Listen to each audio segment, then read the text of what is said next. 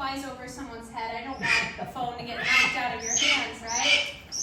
If you have to leave, if you have an emergency, just let me know first so I can secure her before exiting. If that all sounds good. What is female pet? I'll answer questions at the end, I promise. But for now, I'm going to take out her dresses so she can get flying. Yeah, she's also very chatty today. And so she might talk like this the whole time. I hope not. But if she does, I'll do my best to talk over her. This is Phoenix, and Phoenix is our female red-tailed hawk. You might have already met Finn, who's on exhibit outside, who's our male red-tailed hawk. Well, now you get to see our female. And one thing you might notice is that she's quite a bit bigger than Finn is. Yes, I know. I gotta take that out. But aside from being a little bit bigger than Finn, she's pretty similar. And in fact, red-tailed hawks do not have any significant difference between males and females. What they do range, though, is they range in colors from being really light, that they're almost completely white, to being so dark that they're almost completely black in the front. And there's no correlation between being male or female. They just have that natural color variation between individuals. And this bird right here is one of the most widespread and abundant raptors that there are in the United States. You can also find them up into Canada, throughout most of the U.S., and down into Central and parts of South America as well.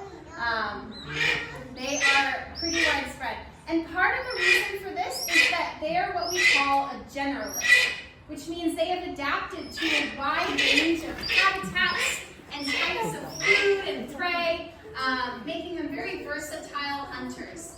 They can live in grasslands and forests, even in urban areas like parks. Bless you. And they do really well eating a wide variety of prey items, ranging from small mammals like rodents, to larger ones like rabbits, and even other birds and reptiles. And in fact, phoenix or red-tailed hawks are one of the species that's really talented at hunting rattlesnakes. Yeah, pretty cool.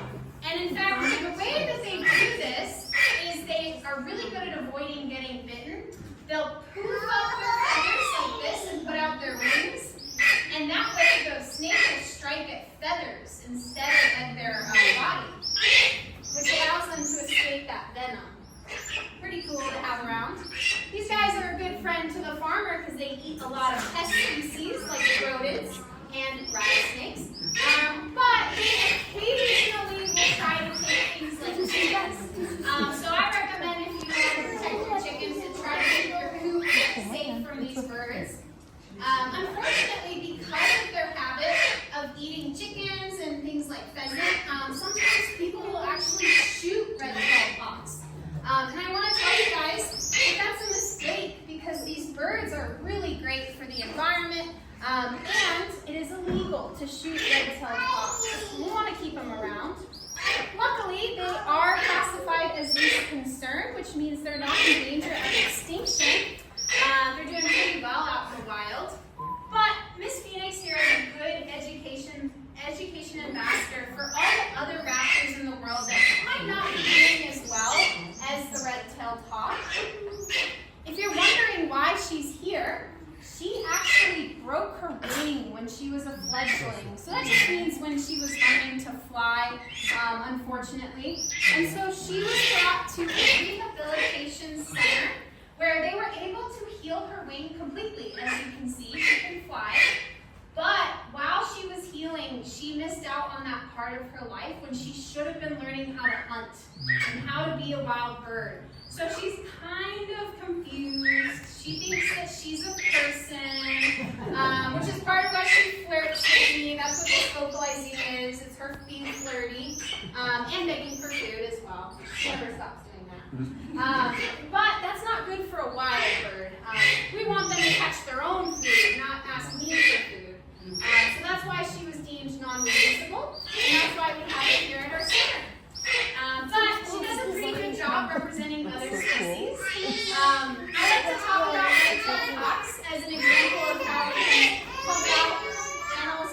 you like me to maybe secure her so that you guys can head out? Or you okay? Okay, sounds good. We're almost done flying. But as I was saying, these birds are scavengers as well as hunters. So they're a really good ambassador for other scavenging species like vultures and eagles that will often feed on carcasses. Yeah, free haircuts, you guys. So red-tailed hawks will often scavenge on roadkill or carcasses or gut piles left behind by hunters. However, one thing that is affecting a lot of raptors that scavenge here in the U.S. is lead poisoning. So one thing we recommend if you want to help keep these scavenging species safe from lead poisoning is to either clean up your gut piles if you use lead ammunition, or use an alternative to lead, such as a copper bullet, in order to prevent those lead poisoning incidents. And we actually funded a cool group called the Non-Lead Partnership, which is a non-political organization that's trying to educate people and use outreach as a way to change the way they hunt and protect wildlife as well. But also you guys are here supporting all of our projects around the world with your admissions. By paying your admission today, you guys are helping support all our projects around the world. So I also just want to say thank you to you guys for coming out here. I know. Hopefully you guys learned something new, and you'll be inspired to help birds of prey in your own life. Now I'm going to go ahead and open up this door, and you guys are free to leave if anybody would like to.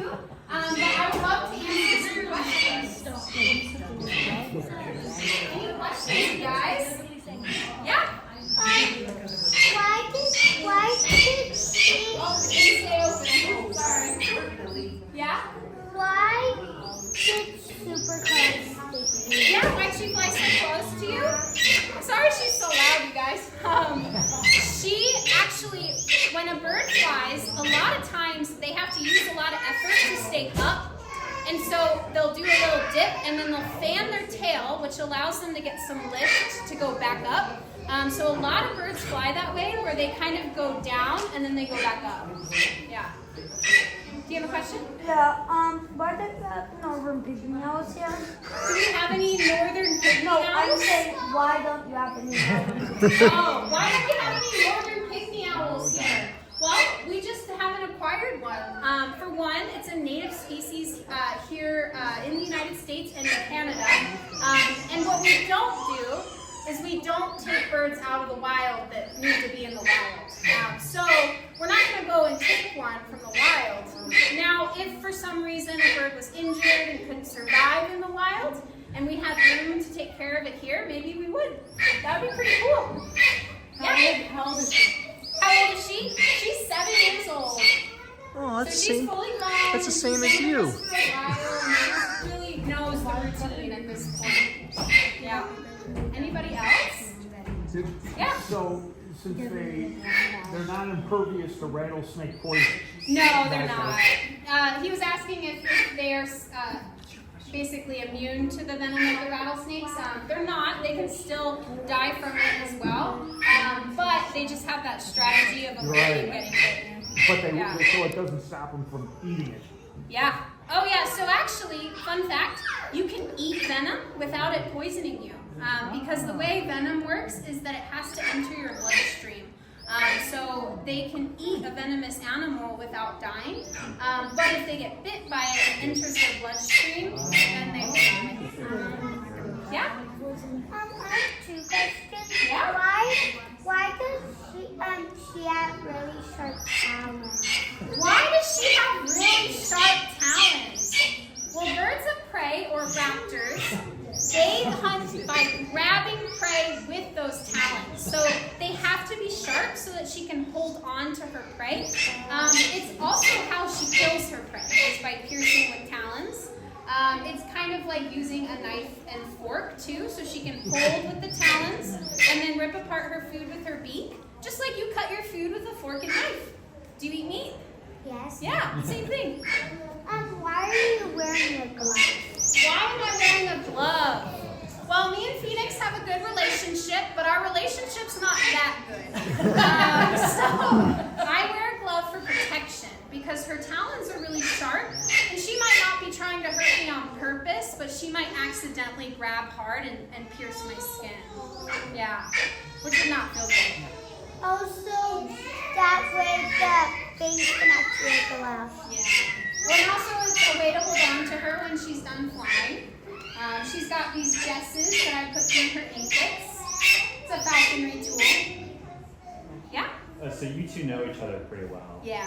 What is like the relationship that a bird can have with a human? Is it like it's not built on affection, but is it just like respect or? Good question. He was asking like, what is the relationship between one of us and one of our birds? Is it affection? Is it trust? I wouldn't say they feel affectionate in the same way that us mammals do. For one, I don't pet her, cuddle her, or anything like that. She's still a wild animal. She's not domesticated, so it is a little more complicated than that. But there's two things. One, trust is a big part of it. She trusts that I won't hurt her and that I won't do things she doesn't like. And the second is that she has learned that it's much easier to get food from me, and if she comes to the glove, than if she tries to fly away and hunt her own food. And so she's learned that by being with me, she gets food, free food, and shelter, and everything she needs. And that's kind of how the sport of falconry works as well, is that the bird learns that it's easier to hunt with the help of a person than it is on their own. So they choose to stay with you. And that's kind of how it works, if that makes sense. Yeah. How long have you been working with her? I've been working with her as staff for about a year. And then before that, I also worked with her as a volunteer. Yeah, you can have a bit there. I worked with her as a volunteer for probably 3 or 4 years. But I didn't fly her. I just worked with her on the glove as a volunteer. I'll take one more question. Yeah. What is her wingspan? What is her wingspan? Yeah, I think red-tailed hawks are about 4 feet to 4.5 feet. They've got a pretty big wingspan. And she's what we call a bootio hawk, which are those genus of broad-winged hawks that you see soaring up high in the sky. There's also a type of hawk that's called an accipiter hawk. That's the other genus. And those are your forest hawks, like Cooper's hawks and sharp-shinned hawks, the ones you see around your bird feeder. Yep. So she's the opposite. She's a bootio hawk. All right, you guys. Well, thank you so much for coming and for